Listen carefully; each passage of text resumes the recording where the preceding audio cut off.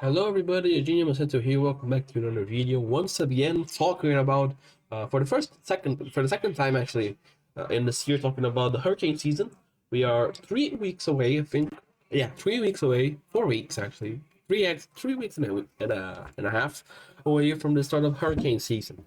And well, there's a lot of things we need to talk about right now because there were a few changes. Not in the general idea. We are still expecting a very significant hurricane season, but maybe a few twinkles that need to be explained, right? Uh, Continues to be looking very significant. That part hasn't changed at all, right? Multiple agencies, models, the Euro model prediction has been out recently. Universities have also started doing their predictions, and honestly, they're pretty much agreeing on about 20 strokes. We continue to have the same idea that this season could be as strong as 2020, honestly. Uh, a few developments have been happening since the last video. La Nina has already started to develop. You can see right here, very beautiful La Nina. Still not 100% developed, but already developed. You can see it's stringing through. It's going to get to Nino 4 in a few days. It's still positive, but it's going to get a little bit weaker. Nino 3 is already gone. You can see here Nino 3.4, which is the one that decides if we are in the El Nino or La Nina. And you can see we are already in the neutral phase. Positive, but still in the neutral phase. Probably in the next few weeks, we are going to get negative, and then we are going to get into La Nina. So we have a lot of things to talk about. First of all, I want to start here with the model trains for the La Nina. So La Nina doesn't seem to be very long. Probably going to be ending in the middle of the next year of 2025 with a little bit of uncertainty of a neutral to El Nino phase in the last semester of 2025, but we don't know that for certain still, so gotta wait. Let's start here with the CAN SIPS, right? Which is the Canadian model, very good for this sort of stuff. Let's look here at the water temperatures, sea surface temperatures, anomaly, right? Let's go trimestrally. No, let's go one by month. I think that's better. So, for May, it already starts to develop the La Nina, probably here around Nino 3, around 1.2, 1.6 degrees. June, it gets stronger, more well developed. Probably by here, La Nina is already it's not official yet, but it's already almost a full blown La Nina. By July, here 100% we have a full blown La Nina, very well developed, very cold, right? You can see here, probably around -2, -2.2, considering this model run, right? And then we'll continue a few months with that same trend, right? And you can see already the La Nina weakening as we get into January, February, March, and April. We are not sure yet if we're going to get into El Nino or just a neutral stage. Neutral stage is still pretty, it's still not that bad for me. So if you're able to keep it neutral, I really don't know what El Nino again. I've been like completely done with what happened. Oh, okay. I'm not going to. I didn't think I would say that, but if you are able to send money to people in Rio Grande do Sul, we have already more than 100 deaths here due to a major flood event. 128 people are still missing. So if you all are able, if you all have cash, please send money because people here are needing. Okay. Okay. Let's go back to this weather in US. So looking here from July to November, in the peak of hurricane season, the La Nina is at its most strong point. Very well developed, way mature. So we already have the first ingredient of what you need for a strong La Nina. We have a strong sea surface, what I need for a strong hurricane season. Sorry, we have a strong La Nina. First ingredient. Of course, it's only one model run. Let me show it. But the Camp Steve's has this trend for a little while. Let me look at the NMME. Let's see.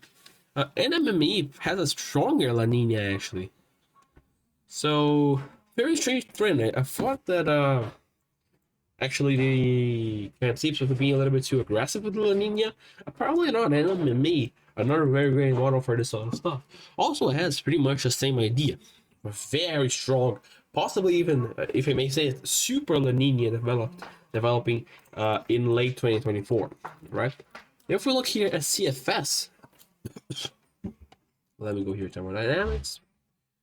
Honestly, CFS is probably the weakest La Nina of them all. Very short and very poorly developed. Let's look here at the first La Nina of the day. Honestly, CFS, for some reason, has probably the strongest and shortest La Nina of them all. Let me see if I think that the trend has been pretty much the same. Let me look at the first run of May that they did, how it was. I'm looking at the wrong CFS, okay. Let me look at the first run of the CFS. Let me see. Yeah, this has been a trend for this one is a little bit less concerned, less. Yeah, this is probably what I expect. This is already more realistic, right? Considering all the other models. So this is probably going to have the most realistic setup where you have a stronger La Nina for a longer period of time. Honestly, I think that the CFS is killing it way too quickly. At least that's what I think. But of course, we don't know yet. But all the other models are trending into this. The La Nina continuing very strong until probably like February, March, and then by probably August we'll start to see if we're going to by probably July, August we are going to get into neutral, and then after that we don't know. Okay, so in this another world, in the El Nino, in the end, so we are done. But now, gotta go to the Atlantic, right? We have models for a reason for us to use it. So, I want to first of all start here with the precipitation. Because the precipitation is already going to show signs. Normally, on low-end seasons, or normals, low-end seasons, you get weaker precipitation, a signal for weak precipitation in the Atlantic, which would mean you don't have as much storms passing. But you can see as we go into hurricane season that actually what is the I'm looking at this here. You can see here as you look in the model that it's almost perfect, honestly. You can see right from the main development region here in Africa, the MDR, it moves through almost a perfect path. And that continues throughout whole hurricane season, right? From June all the way into November. Probably already weekly after that. Because it's the end of the hurricane season by then will be already over. Another thing that I want to look is sea surface temperatures in the MDR, and the signal continues for a warmer than average MDR, pretty much along the entire hurricane season. It's right here, and also the Gulf of Mexico is going to be hot. Right? The Gulf of Mexico is going to continue to be warmer than average, on trend that it has done for multiple times. So, yeah, you can see where I'm going with the historic possibly season, right? Because we have all the ingredients. We have a stronger, a warmer than average MDR. We have a warmer than average Gulf of Mexico, and a strong La Nina. It's a recipe for disaster. As I said in the last video, the general idea is the same. Like September, peak hurricane season. Let's look here. I think I can look at lower level dynamics. I think it's here. I think yes, this is going to help me. It's showing a very strong signal of a high pressure system here, keeping everything in place, which could actually point more storms into Gulf of Mexico, which definitely is not something that we want, considering that Well, it's hurricane. The Gulf of Mexico will be above average. Looking at the NMME now, you can see that the general idea in the precipitation tab is the same. You have the MDR developing, and the track, like very well defined track into the Gulf of Mexico. Looking here at the sea surface temperatures, the idea is pretty much the same. You have a colder than average MDR, you have a colder than warmer than average MDR, and a warmer than average Gulf of Mexico. So far so good. Let's see the we can't look at the other stuff. Let's look at the CFS. Let's see what the CFS means. So starting off here with sea surface temperatures, unfortunately, so let's see. Ironically enough, the CFS is probably the only one that doesn't have a very well defined path. Not sure why though.